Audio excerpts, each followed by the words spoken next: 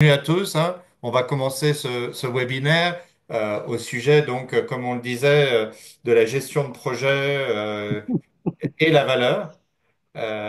On est donc Alain et moi. Lucie est présente également si vous avez des questions à lui poser par rapport au webinaire précédent, on vient d'en finir un à l'heure du midi et qui était du généraliste. Et maintenant, on va rentrer dans le vif du sujet sur la gestion de projet et surtout vous montrer comment on le réalise, c'est-à-dire avec la méthode Value Design, comment on met en œuvre cette priorisation par la valeur des projets et des portefeuilles. Voilà, ça va être l'objet de cette conférence. Euh, je continue. Donc, c'est aussi par rapport à cette crise qu'on subit depuis le Covid, il y a quand même beaucoup de demandes sur comment faire pour bah, ou couper ou ça fait le moins mal, on va dire. Ils veulent tous couper, mais voilà. Bon, alors je ne vais pas spoiler notre webinaire qui s'en vient. Alors voilà, je suis donc on représente Value Design Institute. Alors c'est un regroupement de professionnels qui soutient cette approche de value design qui est constituée à la fois d'une démarche, d'un référentiel, d'un logiciel qui nous aide à optimiser cette valeur, à maximiser cette valeur. Et puis on propose aussi des formations certifiantes pour ceux qui veulent en savoir plus sur la valeur. Alors, je suis accompagné, donc je suis Cédric Berger, accompagné d'Alain. Et Alain est là parce que c'est un spécialiste de la gestion de projet et en plus de la gestion de projet agile, ce qui tout de suite lui a fait tilt quand il a découvert notre approche value design. Il a dit, mais c'est ce que je fais depuis des années en agilité, c'est intéressant ce que vous proposez. Donc, il va vous en parler et il va donc introduire et nous parler plus particulièrement de la gestion de projet, de son orientation valeur, de discipline agile aussi, parce que tu as pas mal participé à ça, je crois. Oui, je Je donne te des laisse formations. parler, je te laisse te présenter, je t'en Ben, prie. c'est ça, ça fait plus de 25 ans que je suis dans la communauté Agile. C'est moi qui ai parti de la communauté Agile de Montréal. Et puis, plus récemment, avec le PMI, je m'implique. Je suis formateur au niveau PMP, formateur au niveau discipline Agile. Puis j'ai participé, comme tu dis, à même faire les examens certains examens, puis etc. avec le PMI. Euh, En ce moment même, là, je donne une formation PMP les vendredis, puis on en a d'autres qui s'en viennent là, en juillet.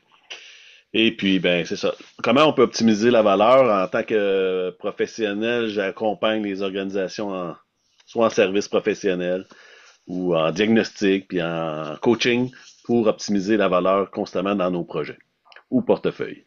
Donc, c'est ça qu'on veut vous parler aujourd'hui. Comment on peut optimiser, on va parler principalement de portefeuille, mais comment optimiser la valeur de ce qu'on veut produire. Donc, en la définissant, mesurant, en maximisant cette valeur-là euh, dans nos portefeuilles, dans nos projets, tout le long d'un cycle appliqué correctement. On va parler de tout ça. C'est bon, Cédric? Donc, le contexte, hein, on parlait de crise, on est en notre contexte en ce moment, c'est pas le contexte idéal. On sort de la pandémie, on a vu les taux d'inflation qui sont élevés, on vit une certaine incertitude autant au niveau politique qu'économique. Les menaces de guerre commerciale puis de menaces de tarifs. C'est de plus en plus important, donc, notre contexte actuel, de mettre en place des bonnes pratiques qui vont nous permettre d'optimiser justement la valeur. On parlait de ralentissement économique, on parlait de... C'est le temps d'innover, c'est le temps de mettre en place des nouvelles pratiques qui vont faire en sorte qu'on va être plus performant. Puis les entreprises en ce moment se posent ces questions-là. Hein. Tout en ayant des budgets plus serrés probablement qu'avant. Pas probablement, mais des budgets plus serrés, des chaînes d'approvisionnement qui sont affectées. Donc, c'est ce qu'on cherche à faire. Hein. On se gratte la tête, puis comment qu'on peut optimiser cette valeur-là, puis à mettre en place les bonnes pratiques. En gestion de projet, depuis des années, ben, on met l'emphase on fait de la planification, principalement sur hein, la triple contrainte que vous avez. On a des chefs de projet autour de nous. Hein, Damien, tu parles de gestion de projet. Donc, hein, on connaît bien ce triangle-là de coût, échéancier, périmètre. Et fait comme, on a une croyance qu'on a intégrée, c'est que si on planifie bien notre projet et qu'on l'exécute, automatiquement, on devrait avoir la valeur, les coûts, les bénéfices escomptés, puis la valeur, OK? Avec peu de regard, justement, sur, bon, on va voir la prochaine slide, mais peu de regard sur les objectifs du projet, par exemple. Je pose des questions à nos chefs de projet par des fois, c'est qu'est-ce qu'on cherche à atteindre comme objectif, puis on me répond, Alain, moi, ma job, c'est de livrer.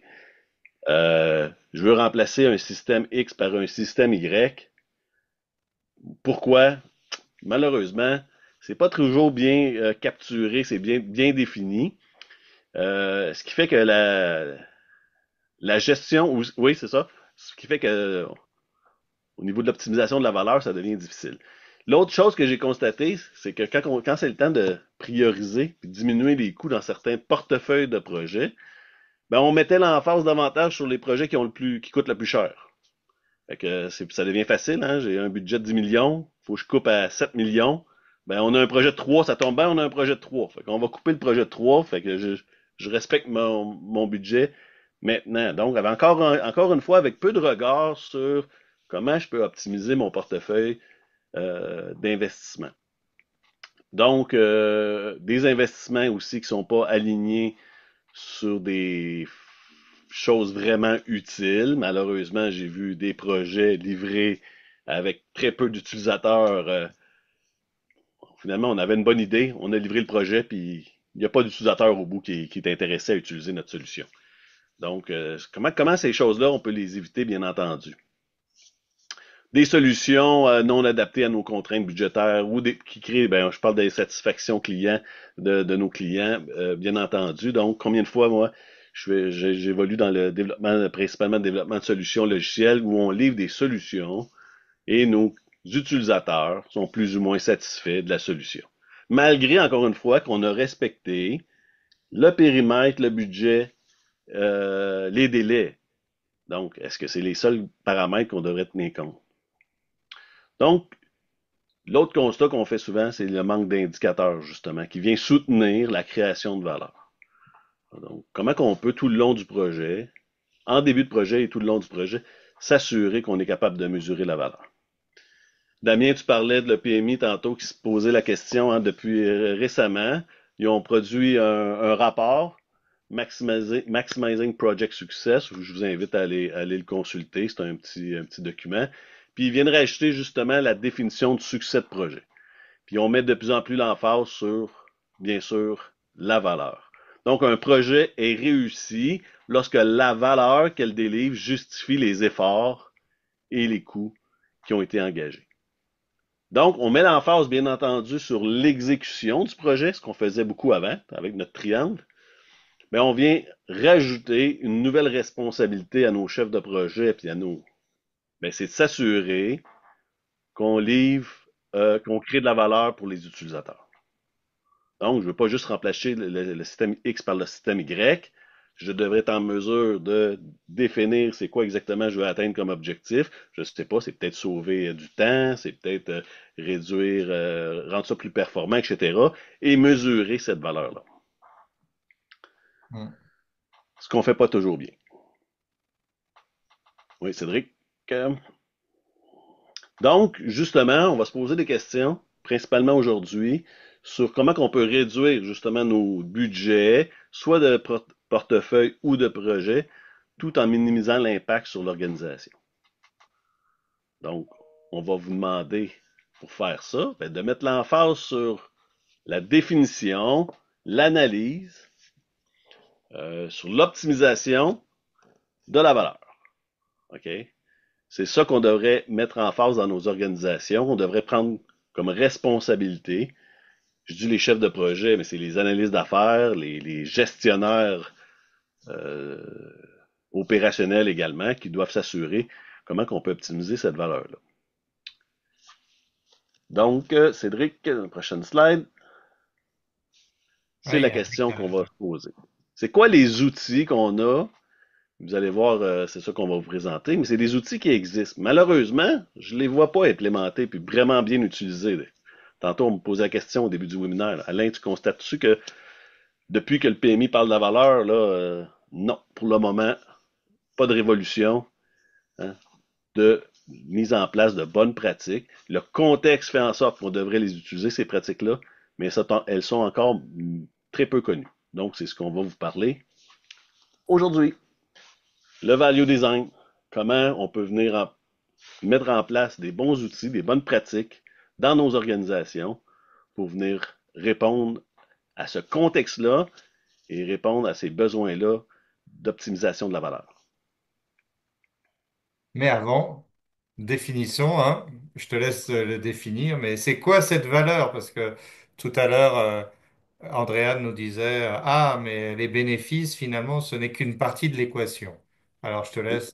Exact. Puis cette valeur, cette définition-là a été définie depuis longtemps par des organismes, hein, qu'on Save International, l'AFNOR, etc., qui nous dit que la valeur, ben, c'est l'adéquation, c'est la balance entre la satisfaction des besoins. Il y en a qui vont traduire ça par bénéfice, donc l'utilité par rapport au coût. Puis souvent, on sépare ça, on veut optimiser les bénéfices. Ben, la valeur, c'est l'ensemble des deux. Hein. C'est la division entre les bénéfices qu'on a sur les différents coûts qu'on a. Donc, Cédric va nous C'est parler vrai. d'exemples concrets. Oui, Non, je voulais juste rajouter que ces ressources, les coûts, c'est toutes les oui, ressources, hein. oui, tu as Et raison. pas forcément que du financier. C'est-à-dire que quand on diminue la quantité d'eau, quand on diminue le carbone, quand on diminue les mètres carrés, quand on diminue, voilà, tout ça, ce sont des ressources. D'ailleurs, là, on est dans la définition du PMI où les ressources, c'est aussi des efforts. Là, on retrouve les efforts. Il disait, la valeur, je reprends la définition, c'était quoi? La valeur, zut, je reviens dessus, et c'était la valeur vaut, tu t'en rappelles ou pas? Ah, j'arrive pas. Ah, voilà. Les Lorsque la valeur qu'il délivre valeurs, justifie les efforts et les coûts engagés. Donc, vous voyez, c'est bien les efforts et les coûts engagés, c'est ce qu'on retrouve sur la balance à droite. C'est ce qu'on on résume par coût, coût-effort. Voilà, ça se trouve ici. Et il y a ces bénéfices qu'on doit en tirer. Alors c'est là où c'est moins clair par rapport au PMI et eux ils parlent de la valeur doit correspondre au coût. Maintenant c'est exact, l'utilité, c'est les bénéfices qui doivent correspondre aux efforts et aux coûts qu'on y met. Et on va maximiser la relation entre les deux. Et c'est en utilisant cette équation que l'on va pouvoir prioriser les portefeuilles, prioriser les les, projets.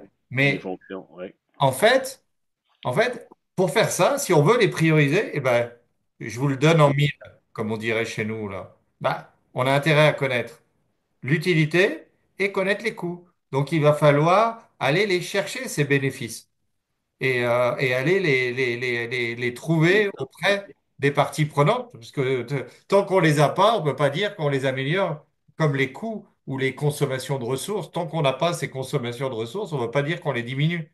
Donc, il va falloir aller les chercher, et c'est là où on a un outil, des méthodes, des techniques qui vont nous permettre d'aller chercher ces éléments-là pour pouvoir après optimiser, maximiser cette relation utilité sur coût. Alors, on va vous les montrer à travers justement, alors ici quelques exemples. Bah, par exemple, et on n'a pris que des exemples de portefeuille de projet, on est intervenu dans un environnement d'armement où il fallait prioriser, vous voyez, 56 projets. C'est un portefeuille de projets dans leur démarche commerciale. C'était des projets orientés commercial. Et on le voit là, on a donc défini ces projets par la valeur et on les a cumulés, c'est-à-dire qu'on a cumulé tous ces projets de celui qui apportait le plus de valeur à celui qui apportait le moins de valeur, et on se rend compte qu'à un moment, il y a une inflexion dans la progression de la valeur ou du rapport coût-satisfaction des besoins. Vous voyez, à gauche, satisfaction des besoins, à droite, le coût, et on voit qu'à un moment, la satisfaction des besoins stagne, tandis que les coûts continuent à grimper. C'est en jaune, les coûts, vous voyez, en orange, les coûts. Donc, on se rend compte que finalement, pour 10% de plus de satisfaction des besoins, de bénéfices, ben, on a un différentiel de 2 millions, 2 millions 3. Donc, on peut se dire, bah, est-ce que ça vaut les efforts? Ben, est-ce qu'on doit mettre 2 millions pour atteindre 70%, vous voyez?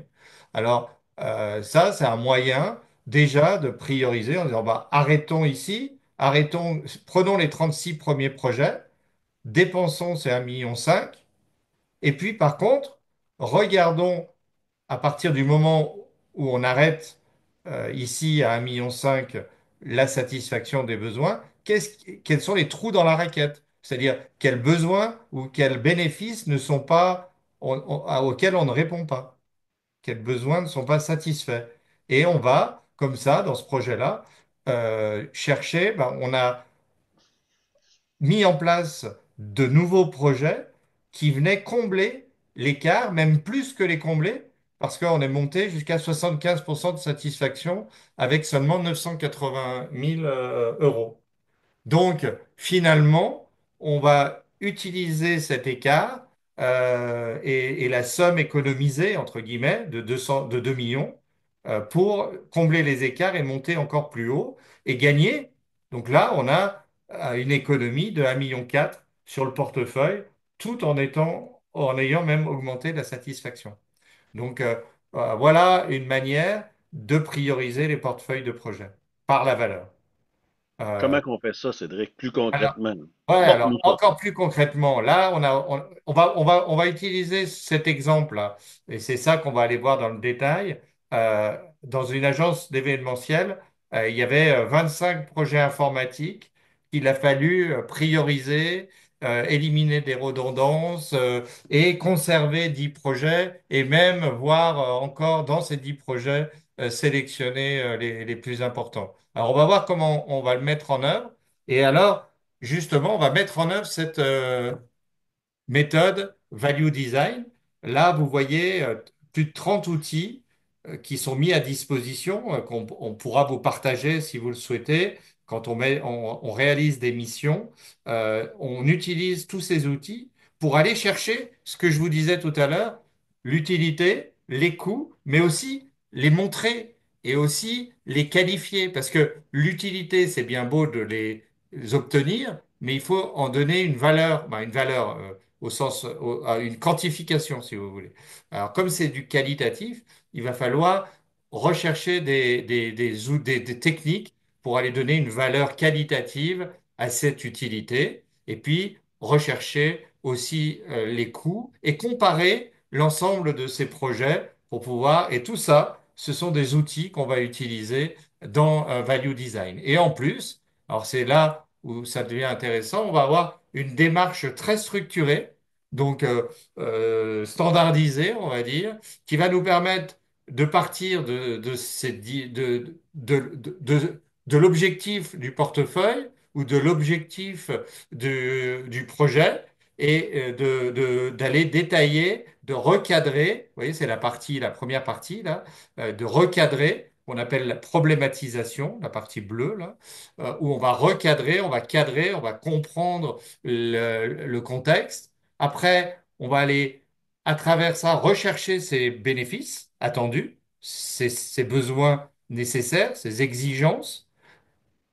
À partir de là, alors ça, c'est une tuerie, on pourrait le dire entre nous, mais c'est vraiment quelque chose de structurant. C'est le diagramme fonctionnel, on le verra tout à l'heure, qui nous permet de rassembler tout ce qu'on a pu récolter comme besoin ou bénéfice pour après à partir d'une structure, bah, une sorte de, j'allais dire un gros mot en anglais, d'une colonne vertébrale, pouvoir partir sur la recherche de solutions ou l'adaptation des projets à ces attentes pour, au final, quantifier, donner une quantification à l'ensemble de ces projets et justifier justement leur apport de valeur. Alors, c'est tout ça que je vais vous montrer à travers cet exemple qui est donc... Oui, pardon, vas-y, Alain, je t'en prie. Non, tu voulais intervenir? Non, non. Moi, non. Ah Non, non, non. j'ai entendu. Non, non. Donc, on va partir de cet exemple, de ce cas pratique, euh, où l'objectif, donc, c'était cette priorisation de portefeuille, avec aujourd'hui, vous voyez, 4 millions 8 pratiquement de projets informatiques qui étaient dans le pipe, ben, dans le portefeuille. Et une nécessité de réduire ce projet à 3 millions. Bon, on n'avait qu'un budget de 3 millions. Vous voyez, quand on disait on nous appelle parce qu'il y a restriction de budget ou qu'on dépasse les budgets attendus, ça, c'est un cas typique où on a 3 millions de dollars de budget et on a 4 millions 8 de dépenses prévues. Alors, comment faire? Et c'est la question qu'on va nous poser. Alors, première chose, vous l'avez vu, on problématise, c'est-à-dire qu'on cherche à comprendre les objectifs de ce portefeuille, les objectifs pour lesquels on est en train de faire tous ces projets. Là, on a des outils, on va aller regarder, on peut utiliser les OKR, l'approche PESTEL pour comprendre les contraintes, tout ça, avec ces objectifs, on en sort un arbre d'objectifs, des principaux objectifs qui sont attendus par l'entreprise par rapport à ce portefeuille de projets. Donc là, on en a cinq qui sont apparus. Développer de nouveaux marchés, améliorer les prestations, développer la clientèle, suivre les affaires, améliorer les outils informatiques de l'entreprise. Donc là, on a eu cinq gros objectifs qui sont apparus. Et là, quand on identifie les raisons pour lesquelles on est en train de faire tous ces projets, on va aussi demander à l'entreprise de les pondérer, c'est-à-dire de nous dire si dans ces objectifs, il y en a qui sont plus importants que l'autre. On utilise là ce qu'on appelle une comparaison par paire. On compare deux à deux l'ensemble de ces objectifs et vous voyez apparaître des poids pour montrer que, par exemple, l'amélioration des prestations de services est un objectif qui, pour eux, est plus important que les autres. Et puis, on continue.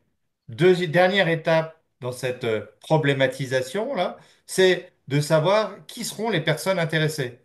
Quelles sont ces parties prenantes qui ont des attentes, qui ont ces bénéfices à nous faire part ou des besoins à satisfaire? Alors, on regarde, on étudie ces parties prenantes et on crée ce qu'on appelle une équipe pluridisciplinaire qui va être l'équipe de l'étude. On va réunir, alors on va chercher un peu de partout des représentants principaux des parties prenantes intéressées. Et cette équipe, elle va nous suivre pendant toute l'étude. On va même quelquefois, ben, souvent on les réunit, alors soit à distance, soit dans des salles directement. Et généralement, c'est autour de 15, 15, peut-être même 20 personnes, ça commence à devenir compliqué. Mais on arrive à faire de grosses équipes. Là, il y a quelques semaines, on était 17, c'est ça, Lucie, hein, je crois, à peu près 17 autour de la table. Et donc, dans ce contexte-là, on va leur demander, eh ben, la deuxième étape que je vous évoquais, c'est-à-dire quelles sont leurs attentes, quels sont les bénéfices qu'ils souhaitent tirer de l'ensemble de tous ces projets qu'ils veulent mettre en œuvre. Quels sont en informatique, on parle d'exigences aussi. Voilà, on récolte tout ça auprès de notre équipe et ils nous font part. Alors, il y a aussi bien évidemment de la documentation qu'on va aller retrouver. Ils nous apportent tous leurs documents. On récolte tout ça, on les structure pour en définir un arbre des fonctions, bah, un arbre des bénéfices.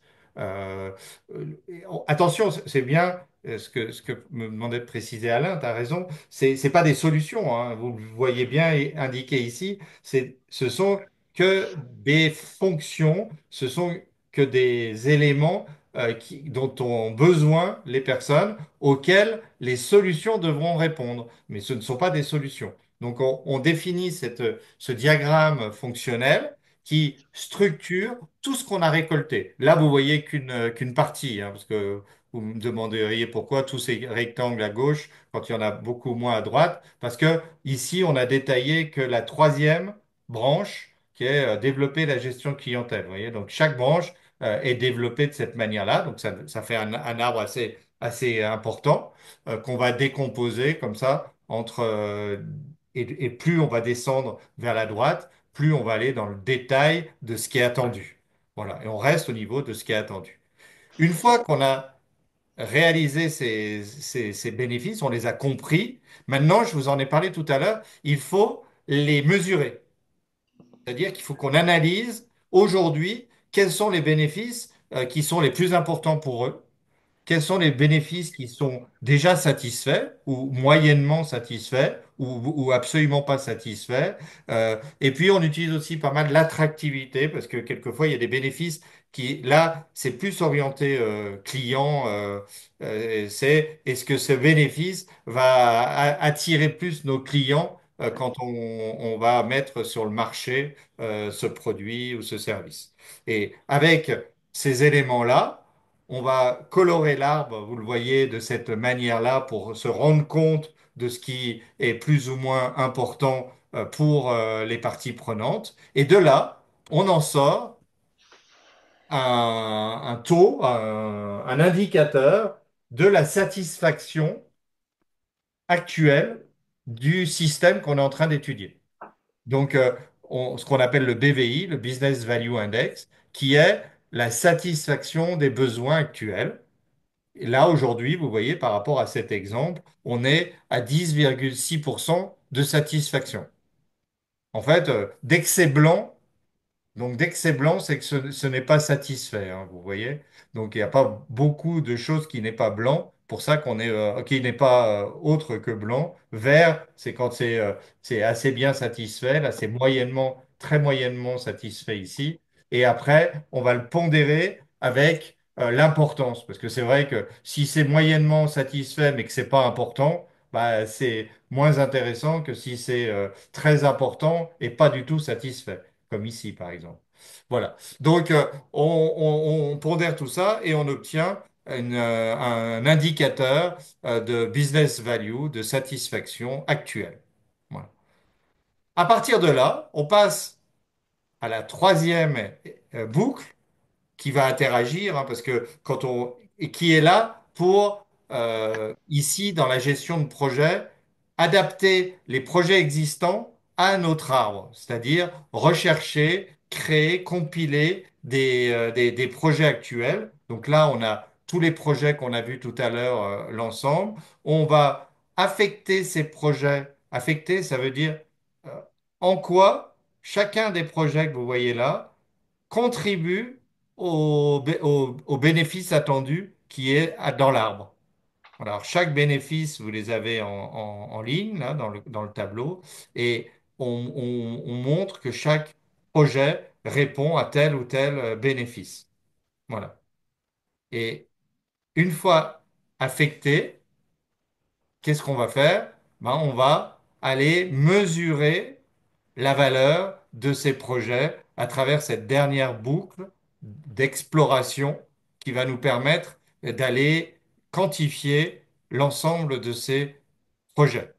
Alors, on les quantifie par quoi? Bah, par notre fameux indicateur de business value, donc de satisfaction aux besoins, l'utilité, là, on a ici dans notre équation, et on va la comparer au coût, évidemment. On l'avait dit, hein, utilité sur coût. Donc on a pour chacun des projets une satisfaction et un coût. Donc pour représenter ça, on a une technique qui est très pertinente, qui s'appelle la droite de la valeur. et qui permet de montrer d'un seul coup d'œil, on l'utilise beaucoup en analyse de la valeur, parce que c'est parlant pour tout le monde, euh, les projets les plus importants. C'est lesquels? Celles qui ont la droite la plus forte. Ça veut dire, comme on a sur l'axe vertical les besoins et sur l'axe horizontal les coûts, la pente la plus forte, c'est celle qui apporte le plus de besoins avec le moins de coûts. Ben voilà, c'est celui donc, par rapport à notre équation, c'est le projet qui apporte le plus de valeur. Donc on voit ici que se détachent de nos projets trois groupes de projets, ceux qui sont à forte valeur, ceux à moyenne valeur et ceux à très faible valeur. Et on va donc les, les regrouper par, en vert, vous voyez, on a regroupé ceux qui apportaient le plus de valeur, en orange, je suis moins, et ceux qui apportent pas du tout de moins de valeur. Moins de valeur. C'est toujours la relation BVI sur coût. D'accord? Et, et avec ça, on va les cumuler. C'est-à-dire qu'on va cumuler ces projets dans l'ordre de leur plus forte valeur, BVI sur coût, et montrer, comme on l'a vu tout à l'heure par rapport au projet d'armement, vous voyez qu'à partir d'un certain montant, la valeur stagne. Alors là, c'est moins significatif, mais on a quand même 15% ici entre 1,8 million et 4,7 millions. Vous voyez. Donc, est-ce qu'on n'aurait pas intérêt? Bon, de toute façon, on a un budget limite, hein. C'est la ligne rouge qui était à 3 millions, vous vous rappelez? Donc, on ne peut pas dépasser ça. Donc, est-ce qu'on s'arrête ici ou on monte jusqu'à 82% en faisant l'autre projet? Bah, on peut, donc, ce qui a été décidé, hein, c'est de dire on va s'arrêter à 1,8 million. Vous vous rendez compte, on gagne 3 millions là, c'est ça? Pratiquement. Bah, on gagne. On économise 3 millions. Et ces 3 millions qu'on économise, on voit on a 1,2 million finalement qui nous permettrait de répondre au budget attendu. Donc c'est 1,2 million, on va les utiliser comme on a fait dans le précédent exemple. On va les utiliser pour encore combler le trou des satisfactions parce que on voit tout de suite, hein, quand on a l'ensemble des projets avec leurs valeurs et à quels bénéfices ils répondent, on voit tout de suite les trous, les bénéfices auxquels on ne répond pas, hein. Donc tout de suite, on va prendre ces bénéfices et puis on va dire, est-ce qu'on ne peut pas faire des projets qui permettent de couvrir seulement ces petits bénéfices?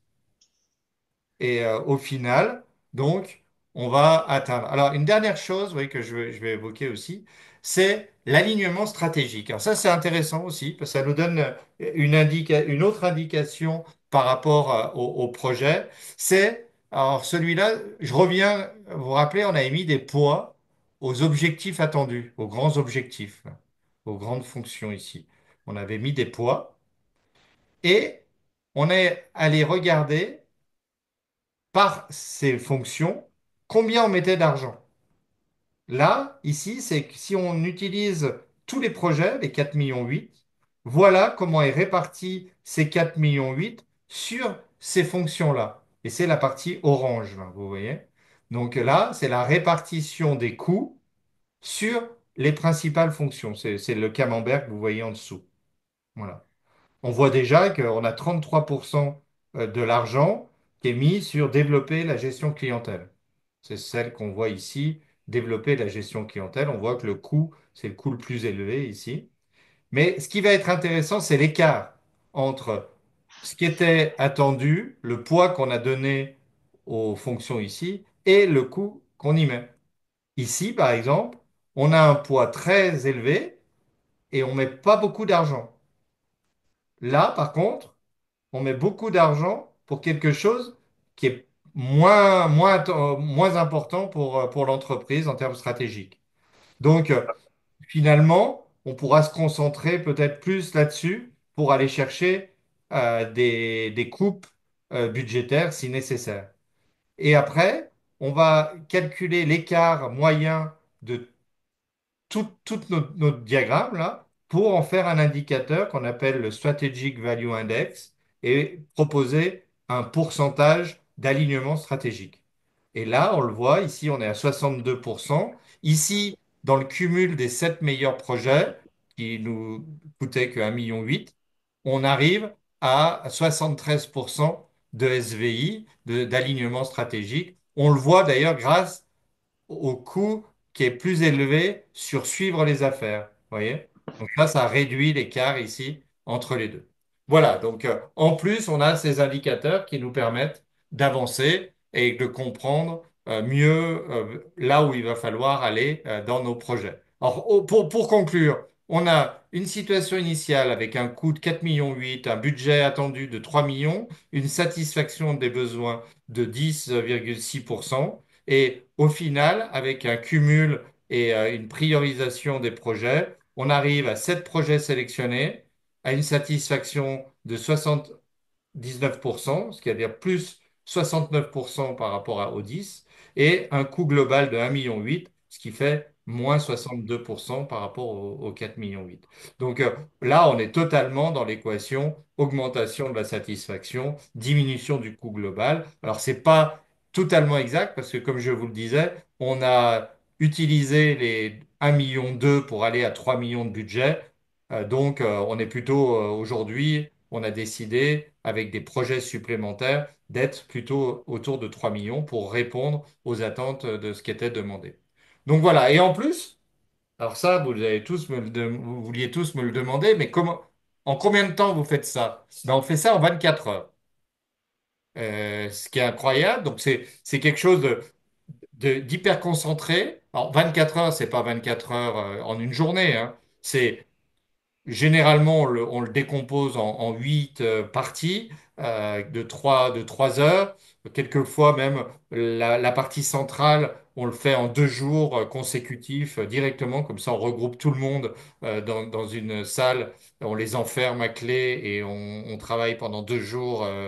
Non, je plaisante, mais c'est pas loin hein, parce que c'est quand même 2 jours intensifs qu'on va passer pour aller définir tout ce que vous avez vu précédemment et on va recadrer les éléments à la fin, on cadre les éléments au début. Donc en gros, ça prend à l'entreprise, pas aux consultants, mais à l'entreprise, généralement, ça leur prend 24 heures. En plus, on peut arriver à le faire en 24 heures parce que, je vous en ai parlé dès le départ, on a des outils et des logiciels qui nous permettent d'accélérer ce processus et d'avoir assez rapidement les mesures attendues de la valeur. Donc, et tout ça, généralement, on tourne dans un budget de 15 à 30 dollars. Voilà. Euh, alors, c'est bien beau d'avoir fait ça. Voilà, on a optimisé, on a maximisé le portefeuille, on a priorisé les projets. Mais Alain, il me dit, mais attends, moi, je veux pouvoir suivre cette valeur. Comment ça se passe? Je te laisse la parole. Exact. Exact. Parce que là, on a vu l'exemple d'un portefeuille de projet qui nous permet de prioriser. J'avais donné l'exemple d'un de mes clients qui avait optimisé son portefeuille tout simplement en prenant le plus gros projet puis en disant, ben, on va enlever 3 millions. Là, on arrive à une démarche plus structurée, bien entendu. Mais cette démarche-là, on peut l'appliquer à différents niveaux de nos projets ou de notre. Donc là, on est au niveau stratégique. Par exemple, ben, on applique la méthode au niveau portefeuille pour prioriser nos projets. De la même façon, une fois qu'on décide de démarrer un projet, qui est le plus stratégique, justement, ben, on doit se poser, on peut appliquer la même approche fonctionnelle au niveau de notre projet, puis optimiser la valeur, encore, à l'intérieur même du projet. Puis si on a la chance de travailler de façon incrémentale, nous, en logiciel, on travaille beaucoup de façon incrémentale, mais j'entends de plus en plus parler que les projets en construction ou dans différents d'autres domaines, on est capable de travailler davantage en mode collaboratif et en mode itératif et incrémental pour aller valider si nos hypothèses initiales se confirment. Donc, est-ce qu'on a vraiment livré la valeur à travers nos indicateurs? à travers probablement des sondages de satisfaction ou d'autres façons de mesurer la valeur et de pivoter à l'intérieur même de notre projet ou de notre portefeuille. Hein. Les décisions prises au début, ben, on devrait les revisiter à chaque fois qu'on avance afin de pivoter puis être, euh, être agile dans notre façon d'optimiser la valeur. Donc, on fait l'analyse de la valeur en début de portefeuille, en début de projet, mais également, comme vous avez vu, en cours de route. Là. Ça, c'est l'erreur que j'observe souvent, encore une fois, malheureusement. Et là, on voit ici, avec les index qu'on a définis depuis le départ, une mesure de ces index à chaque incrément. Et on peut, comme ça, voir la valeur réalisée avec le coût dépensé et au fil du temps, voir, bah là, on voit que on développe beaucoup de valeur par rapport à ce qui était attendu. Donc, on est toujours au-dessus, sauf à partir de l'incrément 4, mais on a rééquilibré finalement pour arriver, là encore, avec notre droite de la valeur, à montrer que finalement, on a délivré plus de valeur que ce qui était attendu.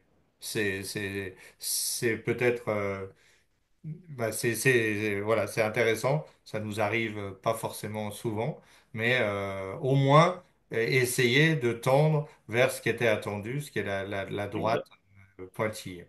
J'ai parlé d'erreurs tantôt, mais j'en ai vu des projets aussi où on a réussi à faire, à travers des approches incrémentales comme celle-là, avoir les gains escomptés. Donc, on a priorisé notre portefeuille, on part le projet, on avait dit qu'on dépenserait 2 millions, mais si après 1,5 million, on a réalisé la valeur, est-ce qu'on Ah veut bah réaliser, est-ce qu'on veut le dépenser, le 500 000 qui reste là? C'est de la même façon que Cédric nous a parlé du portefeuille, on se repose la question. Et si on arrête le projet après 1,5 million parce qu'on a réalisé la majorité de la valeur, par exemple, dans son exemple, il y avait 80% de la valeur, ben c'est la même chose au niveau projet. c'est Je peux ça. arrêter un projet peut-être plus rapide, plus tôt, tout dépendant du contexte, bien entendu, plus tôt, ou du moins optimiser le 500 000 qui reste pour encore aller chercher davantage de valeur.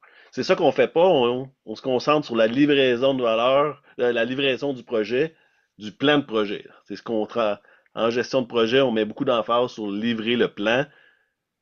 Faut trouver des façons d'intégrer la valeur en cours de route pour se poser les bonnes questions et pivoter en conséquence. Bah voilà, les bénéfices finalement, on les a vus, mais je te laisse les résumer, Alain. Ben, effectivement, on les a vus, ça résume un peu notre présentation. Donc, on optimise la valeur pour l'organisation à travers la diminution des coûts et l'augmentation des bénéfices, mais à travers une démarche systémique que Cédric nous a bien présentée, hein, qui demande pas beaucoup, qui demande quand même une discipline. 24 heures, c'est pas beaucoup, mais c'est certain qu'il faut mettre les efforts avec l'équipe C'est multidisciplinaire ça. en place, se concentrer sur les fonctions. Trop souvent, on se concentre sur les solutions avant même d'avoir identifié les fonctions qu'on cherche à combler. Donc, c'est là qu'on vient nous aider, nous, en tant que facilitateurs, à bien réaliser ces études-là de 24 heures. J'ai parlé de pouvoir piloter de façon éclairée, donc à travers des indicateurs. Cédric nous en a donné quelques-uns, des indicateurs qui vont venir nous aider à prendre les bonnes décisions au niveau portefeuille et au niveau des projets. Et si possible, avoir une approche incrémentale, comme j'expliquais, afin de pivoter en continu, constamment, en optimisant la valeur. Donc, on n'a jamais fini d'appliquer l'approche pour optimiser cette valeur-là. Bah écoute, il n'y a plus qu'à, c'est ça? Voulez-vous l'essayer? Allez, on y va. Alors, bah écoutez, on est disponible, hein, que ce soit Alain, Lucie ou moi, pour lancer tout projet de 24 heures, toute étude de 24 heures, pour rationaliser, définir si vous en êtes là, la valeur de votre projet, ou si vous êtes dans le cadre d'un portefeuille de projets. Ben, on vous valorise ça, on vous donne des moyens d'identifier, de clarifier la valeur de ces projets. Alors, pas forcément pour les réduire. Alors souvent, nous, on nous appelle souvent parce que c'est l'urgence. Alors souvent, en plus, quand il y a la définition des budgets, là, en fin d'année, là, on est submergé parce que ils nous demandent tous, ah, mais on a un budget qui dépasse ce qu'on a prévu, comment on peut prioriser pour l'année prochaine nos projets, etc. Mais on peut aussi le faire pour un portefeuille classique, pour s'assurer que, et puis aussi par quoi commencer? Par quel projet commencer quand on a, voilà, on a des moyens d'identifier celui qui va apporter le plus de valeur. Puis pour ceux qui veulent aller encore plus loin et qui veulent maîtriser ou enfin découvrir toutes les techniques, je vous en ai montré une trentaine, on a des formations certifiantes qui permettent d'acquérir petit à petit l'ensemble de ces techniques. Voilà. Est-ce que vous aviez des questions?